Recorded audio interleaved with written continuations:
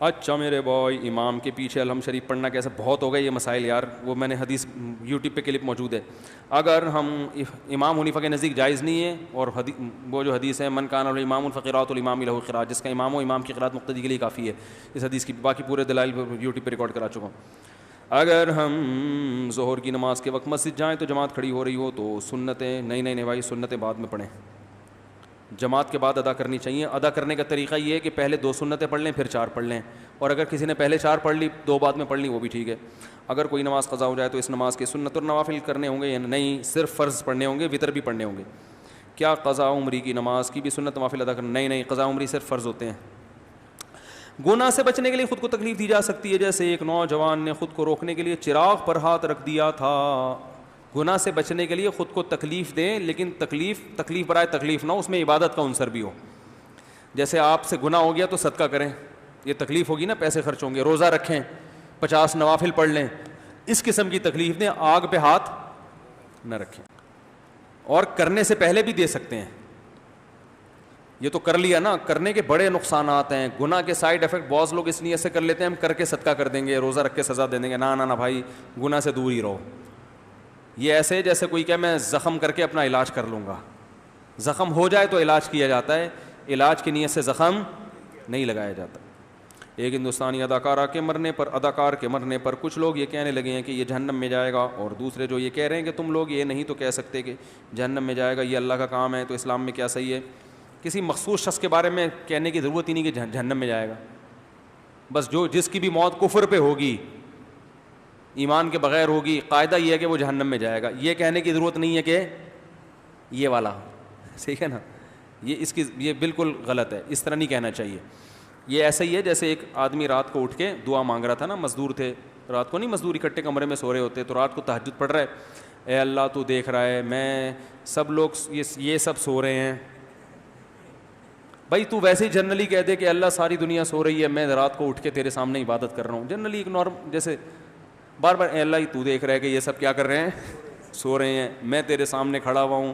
اے اللہ جتنی ان لوگوں نے محنت کی ہے دن میں نے بھی اتنی محنت کی، جتنی تھکاوٹ مجھے اتنی ہی ان کو، پھر بھی یہ سو رہے ہیں اور میں. تو ایک نے کمبل سے منڈی نکالی، بولا کم بخت تو اپنی تعریفیں کر، ہماری غیبتیں کیوں کر رہا ہے بیٹھ کے اللہ کے سامنے، ہماری برائیاں کیوں کر رہا ہے بیٹھ کے. تو بس جنرلی بول دو بھائی جو ایمان کے بغیر موت ہے وہ بری موت ہے، جہنم میں جائے گا. باقی یہ بول رہے ہیں کہ یہ والا جائے گا، یہ تو خام خامے پھڈے والی بات ہو گئی نا. نکاح کے بعد بیوی کے نام کے ساتھ شوہر کا نام لگے گا یا لڑکی کے والد کا؟ میں نے علماء سے سن شادی کے بعد بھی لڑکی کے نام کے ساتھ اس کے والد کا نام لگے گا. نسب تو تبدیل کرنا جائز نہیں ہے، شوہر کا نام بھی لگا سکتے ہیں، والد کا بھی. لیکن میرا خیال یہ ہے کہ چونکہ نسب باپ سے چلتا ہے، جائز ناجائز کی بات نہیں، جائز دونوں ہیں. نسب باپ سے چلتا ہے تو باپ کا نام ہی لگنا چاہیے، کیونکہ صحابہ میں باپ ہی کے زیادہ تر ایسا ہی ہوتا تھا، بنت فلان، ٹھیک ہے نا. یعنی جو نام کا حصہ باپ کا نام کا حصہ ہوتا ہے. باقی تعریف کے لیے بھی کہتے تھے فلاں کی زوجہ، صحیح ہے نا. جب نبی کے پاس ایک خاتون آئی، نبی نے پوچھا صحابی سے کون آئی، انہوں نے فرمایا عبداللہ بن مسعود کی زوجہ.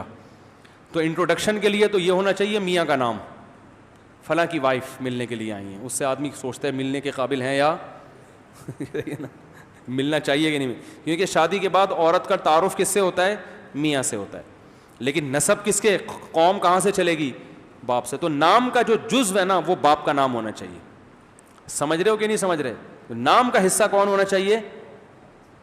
جیسے میرا نام ہے نا طارق مسعود، تو طارق میرا نام تھا، مسعود میرے ابا کا نام تھا. تو ایسے ہی کوئی خاتون ہو تو اس کے ساتھ بھی نام کا جو جزو ہے وہ باپ کا نام ہونا چاہیے. یہ تو شکر ہے میں خاتون نہیں ہوں، اگر ہوتی اللہ نہ کرے تو بھی اپنے نام کے ساتھ کیا لگاتی؟ ابا کا نام کا جزو. باقی تعارف میں بھائی فلاں کی زوجہ، تو اس طرح سے ہونا چاہیے. باقی یہ کہ نادرہ کی میرا خیال ہے ریکوائرمنٹ بھی ہے شوہر کا نام ساتھ میں لگانا. کچھ چیزیں انگریزوں سے آئی ہیں. انگریزوں میں ابا کی تو کوئی ویلیو، ابا کا پتہ ہی مشکل سے چلتا ہے. میاں کا کاغذ میں لکھا ہوا ہے، شادی ہوئی تھی تو پتہ چلا تھا. تو تھوڑے سے اس طرح بھی مسائل کھڑے ہوتے ہیں. اگر فرض نماز بیٹھ کر پڑھ لی، انگریزوں میں تو کاسٹ ہی چینج ہو جاتی ہے.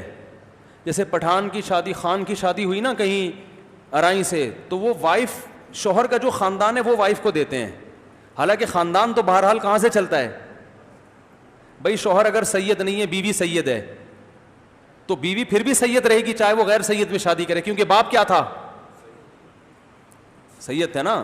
تو نسب کہاں سے چلتا ہے بھائی, باپ سے, کیونکہ بلڈ تو وہ ہے نا. اگر فرض نماز پڑھ بیٹھ, ہاں شریعت نے پھر میاں کو یہ پروٹوکول دیا کہ اولاد جو ہوگی اس عورت سے وہ تمہاری طرف منسوب ہوگی, ماں کی طرف منسوب. بولو نا بھائی, تو شوہر کہہ سکتا ہے نا میں پھر کس کام کا, سارے تو ابا کو بنا دیا, میں بھائی تمہارے اولاد ہوگی تو وہ تمہاری طرف منسوب ہوگی. صحیح ہے نا.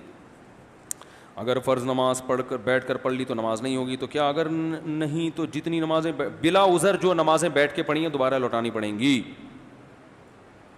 مصلحتاً جھوٹ بول سکتے ہیں, مصلحتاً جھوٹ نہیں بول سکتے, جھوٹ بولنا حرام ہے, ناجائز ہے. البتہ کوئی ظلم کر رہا ہو, قتل کا اندیشہ ہو, یا کوئی وہ ظالم ہے, تو پھر جھوٹ بول کے جان بچانا جائز ہے. ہندوستان پاکستان کے جب فسادات ہو رہے تھے نا, جب ہجرت کر کے آ رہے تھے, تو ہماری دادی کی بہن تھیں, وہ اپنے معذور بیٹے کو لے کر آ رہی تھیں. تو وہ کہیں سکھوں نے دھاوا بول دیا تھا نا, تو اس وقت کوئی ان کو جھوٹ بولنا پڑا تھا بیٹے کی جان بچانے کے لیے. تو اس طرح کی کیفیات بعض دفعہ نہیں ہوتی ہیں.